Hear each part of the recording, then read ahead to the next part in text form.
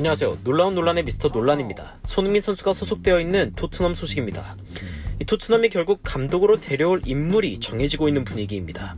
이 영입 관련해서는 최고의 인물이라는 평가를 받고 있는 파라티치 디렉터가 이 토트넘의 다음 감독으로 추천한 인물은 이번 시즌 로마에서 계약이 끝난 파울루 폰세카 감독인데요.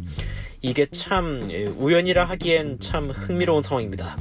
무리뉴 감독은 토트넘에서 4위에 오르지 못하게 되는 것이 확정되던 때 결국 컵대회 결승전을 6일 앞두고 있음에도 경질당하는 사건이 일어났는데 무리뉴가 부임하게 된 곳이 바로 파울로 폰세카 감독의 전팀 로마입니다. 그러니까 사실상 두 팀이 감독을 맞바꾼 셈인데 토트넘 팬들은 당연히 이러한 상황에 대해 분노하는 반응을 보였으며 감독직에 기대에 못 미치는 영입에 아쉬워했습니다. 하지만 천천히 뜯어보면 토트넘의 계획이 무엇인지 알 수 있는데요. 폰세카 감독의 경력은 무리뉴와는 전혀 다르기 때문입니다. 과연 손흥민과 다음 시즌 토트넘에서 함께할 감독인 폰세카 감독은 어떤 감독인지 바로 들어가 보시죠. 선수 출신 감독인 파울루 폰세카는 자신의 은퇴팀에서 유스 코치로 시작해서 포르투갈 소재의 팀들의 감독으로 점차 자신의 커리어를 넓혀나갑니다. 파울루 폰세카 감독 역시 무리뉴처럼 포르투갈 사람이라는 게 공통점입니다.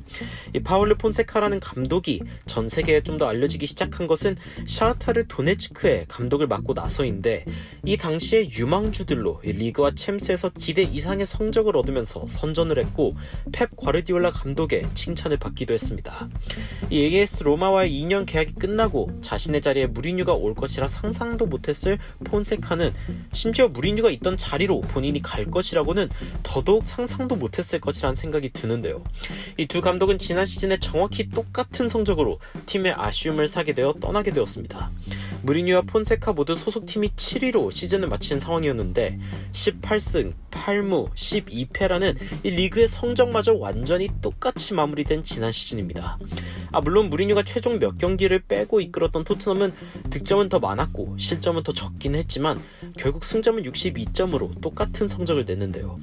둘 다 포르투갈 출신의 감독이며 지난 시즌 리그 성적도 똑같은 그들을 얼핏 보면 상당히 비슷하다고 느낄 수도 있는 부분입니다만 이 파울루 폰세카가 토트넘에 부임한 이유는 분명히 무리뉴와는 다르기 때문인데요.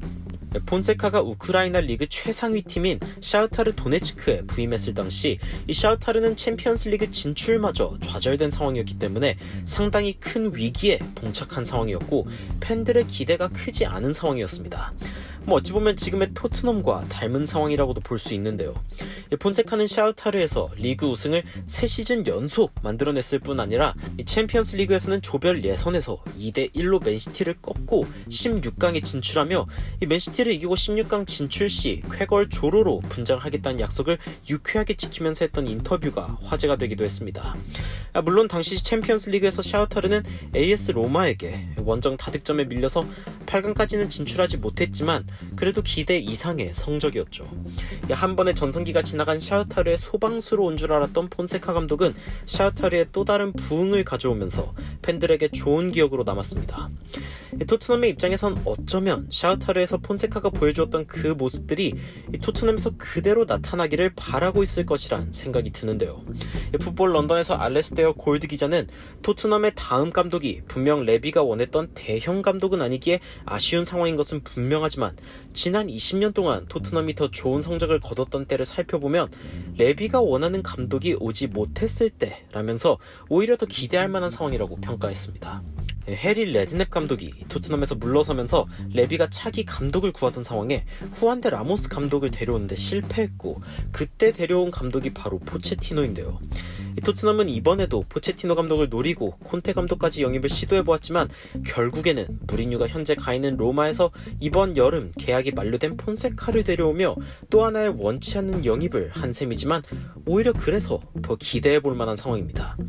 토트넘의 팬 중 한 명은 파라티치가 콘테를 유벤투스에 선임했던 때에 콘테가 큰 업적이 없는 상황이었으며 단지 2부 리그 승격 경험이 있는 감독이었는데 유벤투스에 오자마자 무패 우승을 만들어내며 신화를 써내려갔고 그 이후는 모두가 아는 역사가 되었다고 이야기하면서 파라티치의 선임이라면 믿을만하다고 평하기도 했습니다.